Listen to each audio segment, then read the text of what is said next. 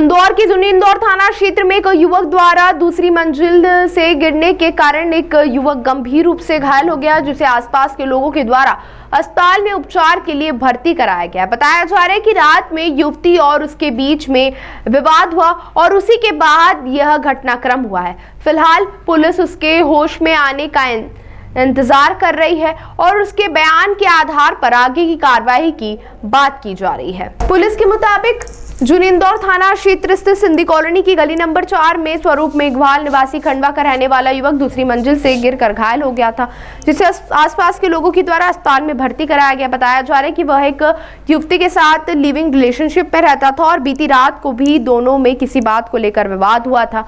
अब उसका पैर फिसलाया, फिर उसने दूसरी मंजिल से छलांग लगाकर आत्महत्या करने की कोशिश को लेकर अभी जांच पड़ताल की जा रही है। काफी खून बहने के कारण वह गंभीर रूप से घायल हो गया था। उसके होश में आने के बाद उसके बयान दर्ज होंगे, उसी के बाद आगे की कार्रवाई की बात की जा रही है। थाना जूनी इंदौर के अंतर्गत एक घटना हुई है, जिसमें घटनाक्रम इस प्रकार है। लगभग 10:30 बजे की बात है। सिंधी कॉलोनी गली नंबर 4 की ये घटना है, जिसमें कि सेकंड फ्लोर से एक व्यक्ति अचानक कूद गया था। तो इस पर से तत्काल पुलिस की टीम मौके पर पहुंची।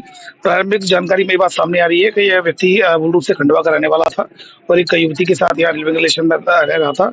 और उसके बाद फिर कुछ ऐसा भी बताया गया है कि वो स्टंटिंग की हुई थी। तो फिलहाल उसको एबीपी हॉस्पिटल में अभी एडमिट करा दिया गया है। उसका इलाज चल रहा है और उसकी स्टेटमेंट्स होने के बाद उसमें तदनुसार कार्रवाई की जाएगी और स्पष्ट कारणों का खुलासा जब उससे स्टेटमेंट होंगे, युवती के स्टेटमेंट होंगे, उसके आधार पर किया जाएगा। प्रेम प्रसंग का देखिए, अभी जो बताया गया है थाना प्रभारी के द्वारा, वो जो बताया गया है कि वो लिविंग रिलेशन में रह रहे थे दोनों। फिर किसी बात पर अगर कहीं कुछ विवाद हुआ होगा तो तात्कालिक में वो भी अब स्पष्ट होगा उसके स्टेटमेंट्स में। अभी हॉस्पिटल में एडमिट करा दिया गया है और बातचीत कर रहा है, उसके स्टेटमेंट लिए जा रहे हैं, उसके आधार पर स्पष्ट खुलासा किया जाएगा।